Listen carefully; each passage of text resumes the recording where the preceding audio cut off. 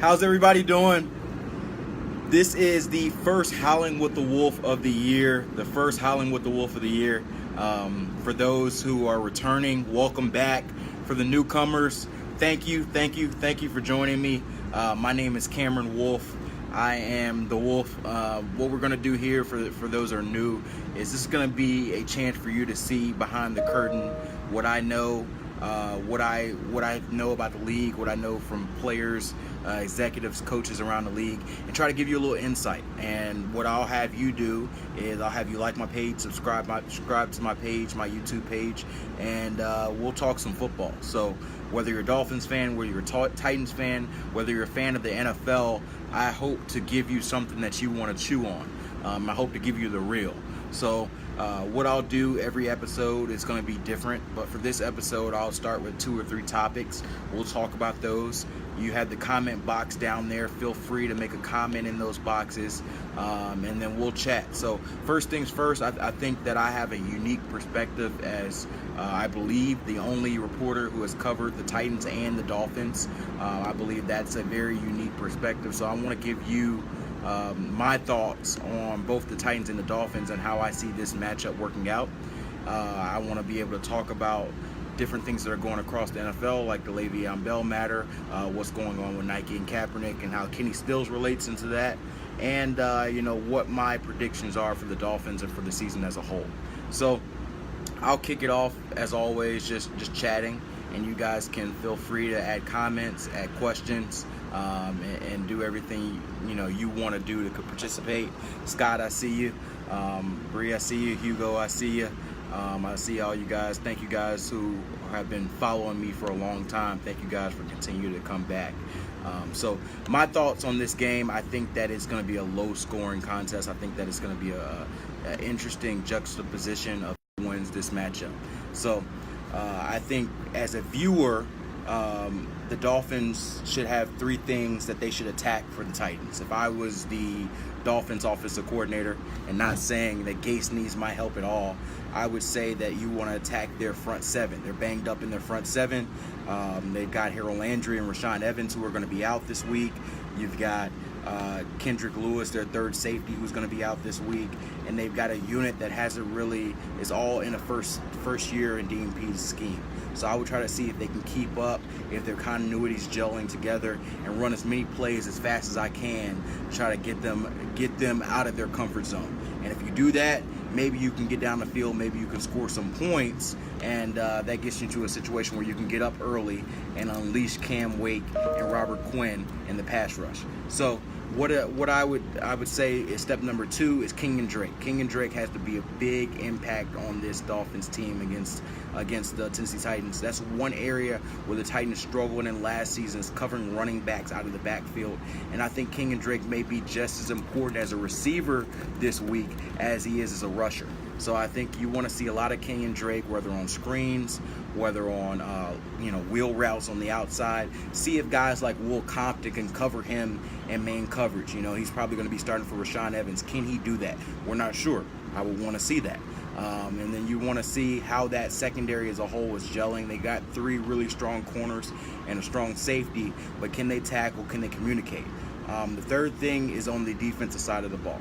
You're facing Mariota, probably one of the most athletic quarterbacks in the NFL, Derrick Henry and Dion Lewis. If I'm the Dolphins, I'm saying, okay, what can I do to slow these guys out? I want to make Mariota one-dimensional. I want him to prove to me that he can throw the ball downfield without a running game and win them a game with his arm. He's done it before. I've seen it in Tennessee where he's proved teams wrong and been able to beat them with their arm. But I think you have a better chance of him beating you with his legs and with Derrick Henry's legs and Dion Lewis's legs than you do with his arm. So those are the 3 keys of victory, I guess, if I was the Dolphins.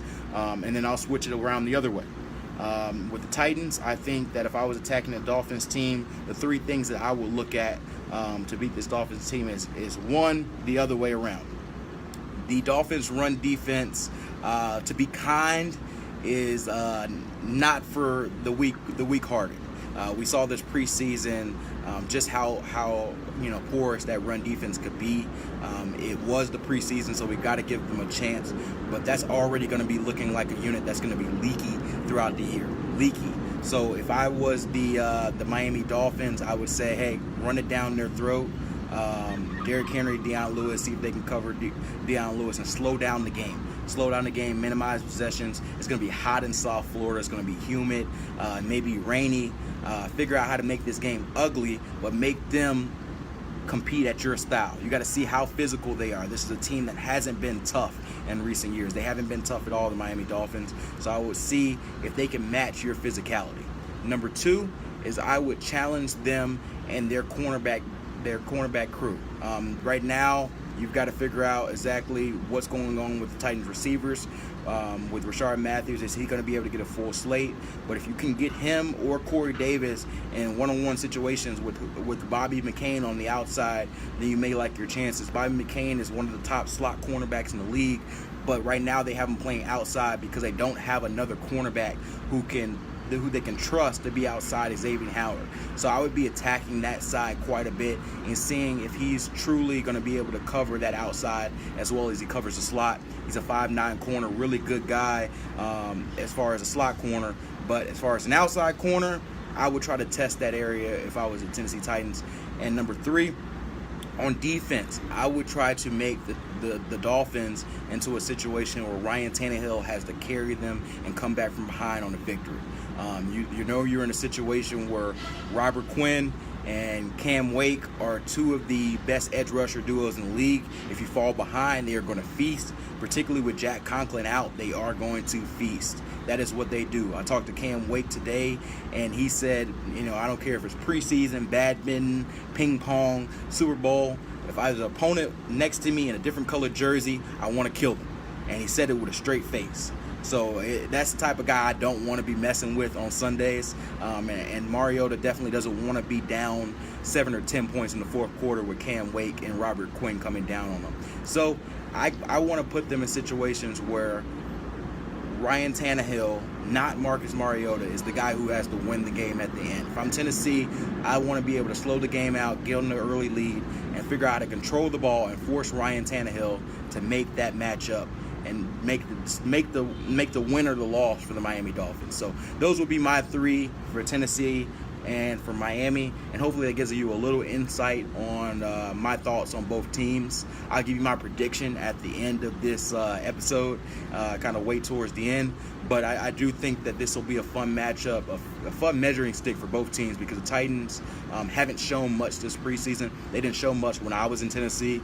Mike Vrabel sort of comes from that Patriots sort of style where they're going to be looking for no ways to give their tips, no ways to give tips away, no ways to give advantages to teams. So I think we're going to see the first glimpse of the actual Titans in Week 1, and I think we're going to see a lot of what the Dolphins want to be in Week 1 too, because Adam Gase said that he held a bunch back too. So I think these 2 teams are both teams that are coming to situations where people aren't sure if they treat them as contenders, particularly the Titans, not as much the Dolphins, but treat them as contenders or teams that should be higher up in the draft order. The Miami Dolphins have been, talked about as one of the worst teams in football, and they've been hearing that, and they want to prove people wrong. The Titans have heard all year about the Jacksonville Jaguars and how good they are and how they're the class of the AFC South when they know that they swept the Jags last season. So both parties have plenty to prove, and I think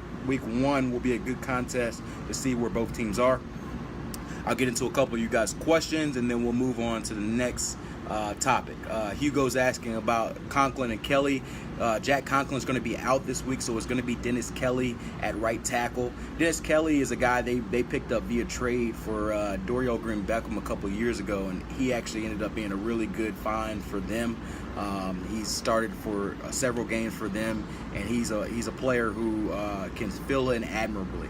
I don't think he's anywhere near the level of Jack Conklin, but he's not a situation where you got him in the game and you're praying that he's not going to give up a sack for Mariota. That being said, you rather have be at full strength if you're playing a team like Cam Wake and Robert Quinn and Andre Branch and William Hayes and all those guys is on the edge. So I think that that's one matchup where the Titans will have to give a lot of help to Dennis Kelly to make sure that whoever's the edge rusher on Kelly's side doesn't end up wrecking the game. Dylan's asking, how does our O-line match up with their D-line? I don't know if you're referring to Miami or Tennessee. So I'll answer both of them. I say Miami's offensive line, their strength is pass protection. They are a pass protection team. They've struggled in run blocking, and they hope to be better than they were last year. That's been a real weakness for Miami for years. That blocking up front. So I think Jarrell Casey, number 99, for Dolphins fans, Titans fans, you already know he is going to be a game wrecker if they don't control him on the inside. He's one of the most underrated players in the league, and he's a guy who can change the game. So I would say that the Titans have an advantage on the interior defensive line, and on the edge with Laramie Tunsil and Jawan James, they get a break because Harold Landry is not going to play, and he may be their best pure edge rusher even as a rookie. Derek Morgan's banged up, but it looks like he's going to play. Him and Brian Arakpo are a crew of veteran pass rushers. They're not super explosive, but they're guys who can continue to get sacks and play well against the run. On the other side of the ball, Tennessee has one of the strongest offensive lines in the league, but not having Jack Conklin is definitely going to hurt them. And I think that the biggest matchup will be Dennis Kelly versus Cam Wake or Robert Quinn, whoever lines up on his side. If Kelly can hold his own and minimize that matchup, then the Titans should be okay on their offensive line. So that's a little bit of the Titans-Dolphins preview. We'll talk a little bit more about that as we go along in the episode. I do want to string out a little bit further because there's a lot of people who just watch the NFL as casual fans. So I want to talk about some of the topics that's going on in the NFL. And I think one of the big ones that we've seen over the last couple of days is Le'Veon Bell and his contract situation in Pittsburgh. And I just kind of want to, get your thoughts on that and also give you my take on that because I think it's a really interesting thing that's boiling up. The one rule that always goes wrong in the locker room is don't count somebody else's money. So when I saw all these guys counting Le'Veon Bell's money and trying to figure out exactly why he isn't in camp, it puzzled me a little bit, particularly from the offensive line. So I get it. You want to be at full strength. You want to have your star running back there. But that was a little puzzling, and I'm interested to see how that whole thing boils over. If you got a guy like Le'Veon Bell, when he comes back, do you just make up and kiss, or is that something that really separates this team for the long haul? I saw they tried to make things up today with AB saying, hey, the family doesn't feud or whatnot. But if I'm Le'Veon Bell, I'm telling them, get your hand out of my pocket. That's my money, and I'll try to do what's best for the team when I'm there, but right now I got to take care of business. So let me know you guys' thoughts on that, and otherwise I'll move on to one more topic, and then I'll open it up for Q&A. One of the biggest topics, and it's super controversial. I know everybody's got different political views on this, but I'm really interested to see what happens this week and the protests as players continue to voice their perspectives on social injustice and police brutality throughout the league. I know that Kenny Stills of the Dolphins and Albert Wilson of the Dolphins have been two of a few players who have kneeled throughout the preseason. We talked to Kenny Stills yesterday, and he had really poignant thoughts about the whole thing of the divisiveness of it and where we are now. Obviously, Colin Kaepernick was endorsed by Nike recently, so there is a new wave of companies putting their backing behind it. So there was a commercial. I think we're at this area of this player activist wave where Kaepernick has his voice and is starting to go its own direction. But who's next in the players that's going to continue this? Is it going to dissipate, or is it going to ignite again when the NFL makes their rulings on one way or the other? So I think Kenny Stills can end up being one of the voices of this next wave of crusade along with Malcolm Jenkins. And I'm really going to keep an eye on how that evolves as we go forward. a couple of you guys' comments on Le'Veon Bell. You mentioned that trade him, his teammates are upset. I mentioned trading him because earlier on Twitter, because you look at a situation where your offensive line turns on you, it's hard to come back from that. You know, the offensive line is sort of your core of your running game. So if they turn on you, it's hard to come back from that. But the thing about Le'Veon Bell and his situation is that he hasn't officially signed a tag. So the Steelers can't trade him unless he signs a tag and gives them their approval. I'm interested to see how all this falls out, particularly with Bell being a running back, a position that's often been devalued in the modern NFL. So that's something to watch throughout the year, particularly because the Steelers have a lot of personalities. And that's something that, you know, I talked to Adam Gase. I sat down with him last week, and he talked about the team factor and having a lot of we guys instead of me guys. And as media, we love me guys because me guys give you quotes. Me guys give you the perspective that, you know, draws clicks, draws people. We love me guys. Like, I love Jalen Ramsey, but clearly what he's been doing lately in the media, he's been having some me vibes, you know, and he's a big team guy, but the me guys sort of generate all the media traffic. So I think you see some of the downside with Le'Veon Bell situation of having maybe a few too many me guys in that locker room, and I'm interested to see how they bounce back from that as a team. Ramsey, you're talking about Ramsey right now. Talks too much is gonna bite him in the. I think Jalen Ramsey is, and I don't want to compare him talent-wise, but and as far as the mouth and the way he plays and the level he is in this competition, Deion Sanders had the same type vibe when he played in the league as Jalen Ramsey, a guy who a lot of people didn't like, but they knew that he could ball out and he would talk with the best of them. I know that he had the situation with A.J. Green, a super relaxed guy who really made him boil over and get in the fight. So I think Jalen Ramsey, he's actually a Nashville guy. I think he went to Brentwood growing up. He's a guy who is one of my favorite players in the league because I love realness. For me, if you're real with me, whether you're a hothead, whether you're, you know, a quiet person, if you're real, if you're yourself, then I'm down with it, you know. And that's all I ask for as a man, as a reporter. So Jalen Ramsey seems like one of the realest dudes in the league.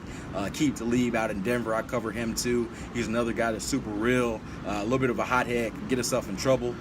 Shot himself in the thigh one time when he was in Denver. So there's a lot of ups and downs with those type of guys, but I think those are guys you'd rather have on your team than play against them.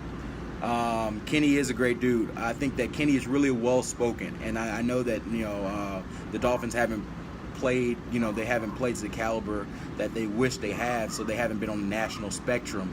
But I think that Kenny is probably one of, if not the most well-spoken guy as far as the social justice and the police brutality campaign and protests. So that's why I hope that as this thing evolves, he continues to grow his voice and continues to lead this effort, because I think that a lot of people will agree with you, Corey, and start to feel like he is a great man and see what he's done in the community.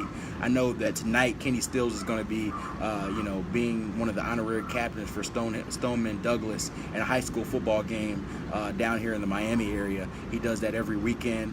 He continues to go out near the police out in Broward County and going on and trying to help kids in the community, trying to help the community and the police get into better communications with one another. So a lot of the stuff that you don't hear a lot in the media because people don't click on it, he's doing that type of stuff. So it's not just all talk. And that's why I think a lot of people like that can be respected regardless of what your stance is on the protest. So yeah, for me, I think that was my big topics. If you guys have any questions, fire away. Like I said, we're gonna evolve this Howling with the Wolf thing as it comes. I don't know if you see, but I've got the Wolf Pack t-shirt right here. I know we had the logo. If you guys missed it coming in, we had a nice video that my wife made to start off the video and intro with the Howling with the Wolf. So we're gonna continue to try to grow this thing. Like I said, please share with your friends. Please tell them to come on the page, and as the audience and community gets bigger, we'll continue to do different and new wave things, and hopefully I continue to bring content that you guys like. So As of now, just shoot your questions over, and I'll answer questions for about 5 or 10 minutes on whatever you want: Dolphins, Titans, NFL, Kaepernick, Stills, Le'Veon Bell, whatever topics you guys want. I'll chat about it, and then we'll go from there. And we'll try to do this every week. I may move this to Thursday.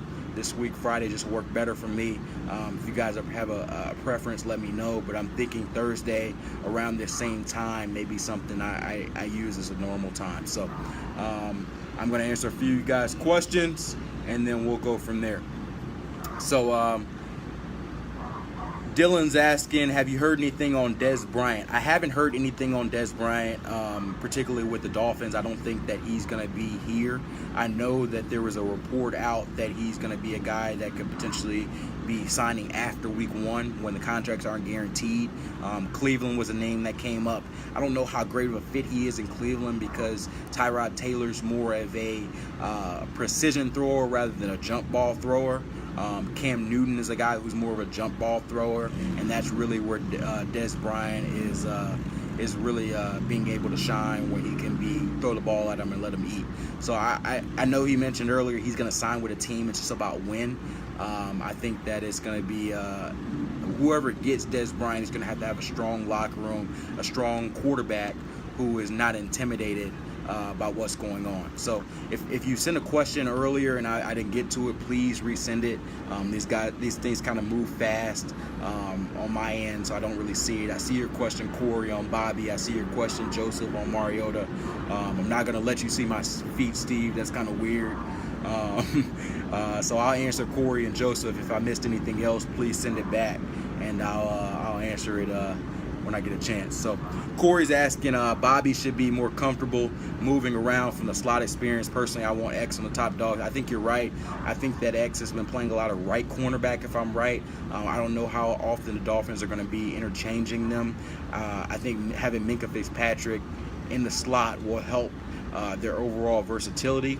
I think Bobby McCain, what's going to happen is that teams are going to try to see if they move their corners. If not, they're going to try to put their big receiver, in this situation, Corey Davis, on Bobby McCain and seeing if they can win that matchup. Corey Davis is 6'3", Bobby McCain is 5'9".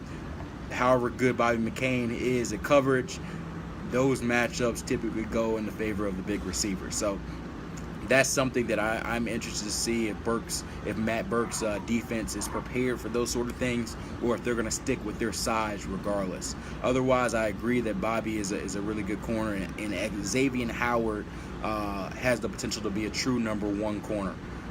So I think that he's a guy who you could hear his name on a national spectrum in a big way by the end of the year. You got a couple Mariota questions, and I'll answer these. From Joseph, what's your opinion on Mariota? So Mariota is one of the nicest guys and most accommodating, as far as friendliness, guys that you can meet. He always says hi to you. He's always, nice to his teammates. He's always a guy who's respectful. I remember he apologized to us in the media last year because he had a situation after a post-game press conference where he was upset he was upset with the game. So he kind of lashed out and kind of was really short on his answers. And it wasn't anything like super crazy, but for Mariota, it was something that was unusual when he came and apologized the next week. That's just the type of guy he is. So I would think that he's probably one of the best guys, like true guys in the NFL. As far as him as a player, I think that this is a very interesting year for him because a lot of the struggles the Titans had last season were on offense. And I think that, for better or for worse, Mariota got a little bit of a pass because Mike Mularkey and his scheme was so outdated. So for him, this is a new season because a lot of people thought that he struggled last season because of Mularkey and Terry Trubisky in that scheme. And they may be right, but I do also think that we are too easy to absolve Mariota. I think that it is a year where he has to show a little bit more than he has in the past. He hasn't taken that next step. He actually probably played his best year as a rookie. and he hasn't really taken that next step yet. So hopefully Matt LaFleur will unleash a lot out of him. I've talked to Matt LaFleur a lot, and he is excited about Mariota. He feels like he can be a really special player in this league, and I think that he's going to do some things that really equate to Mariota's strengths a little better, as far as play action, as far as RPOs, as far as getting him in the no huddle and moving around. So I expect a better year than last year for Mariota. Is he going to jump into a Pro Bowl quarterback this year? I don't know yet. I don't think I'm ready to go that far, but I do think that that Matt LaFleur should help this offense and should help Mariota. The one thing I caution Titans fans is that it may take some time. That scheme is a little complex. It's a little difficult to learn.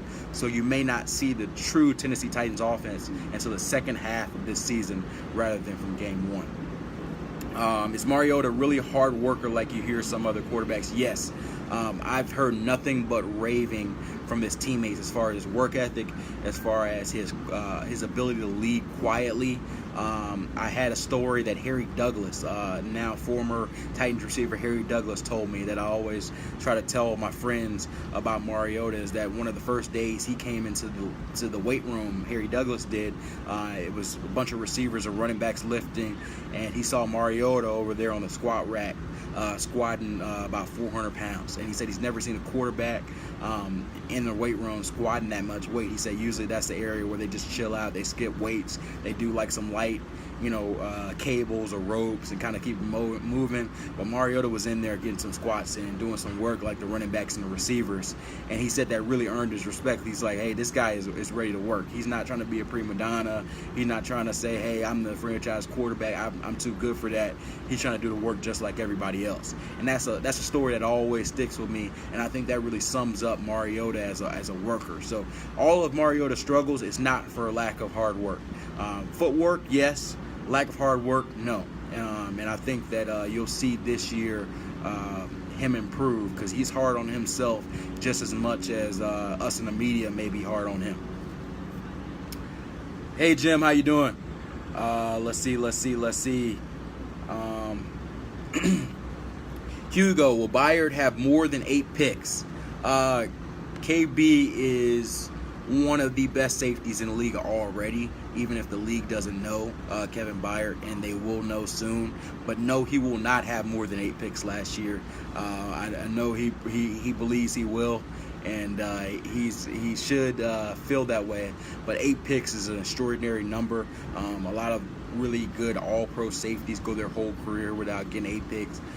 Ed Reed never had 8 picks. So I don't think that we should judge Kevin Byard's success based on how many picks he has. But I think that 5, 6 would be a really, really good year and still worthy of a Pro Bowl all-pro season for him. So that's my thoughts on Kevin Byard.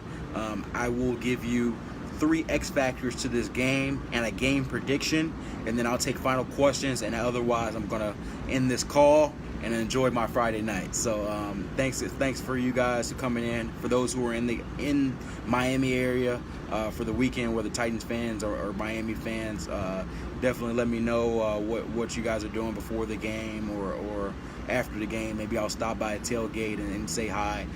Just let me know, shoot me a message. But otherwise, my 3 X factors for this game, and I won't go obvious. X factors, when I do X factors at the end of each week, I want to make guys that aren't the obvious. So obviously Mariota is going to be important. Obviously Derrick Henry is going to be important. Obviously Kenyon Drake is going to be important. I think that my number 1 X factor for this game is Bobby McCain, and we've talked about him a little bit in this segment so far. But Bobby McCain is, like I said, one of the best slot cornerbacks in the league. He's a very good, disciplined guy. He's starting to become a leader on this Miami Dolphins team. Can he overcome some of the size disadvantages that have him on the outside corner? Can he hold up in that spectrum? And if he does, then that can really answer a question for the Dolphins and eliminate a weakness on their defense. Number 2 X factor in this game is going to be Mike Gesicki. Mike Gesicki is an X factor because now he gets thrust into a huge role. Marquise Gray's out for the year after tearing his Achilles earlier in practice this week. So Mike Gesicki, there's no easing him in. They call him Big Sexy out of Penn State. So we'll see if he has that type vibe on the field on Sunday. But he's a guy who's 6'5". He has one of the best catch radiuses in the NFL. Kenny Still said he has Jimmy Graham potential, but now we have a chance to see the rookie on the field. Is he ready for that real football, that real NFL football? Is he going to be able to shine in that area? So I think that he is going to be a guy to watch for this week, and he could really have a key factor in this game. The third X factor, Dennis Kelly of the Tennessee Titans, their right tackle. Jack Conklin is out for this week, and Dennis Kelly would slide in. If the Titans can hold off on not letting Dennis Kelly be exploited in this game, it's going to be a really big boost. Right now, that's one of the matchups where the Dolphins have an advantage, whether it's Cam Wake or Robert Quinn.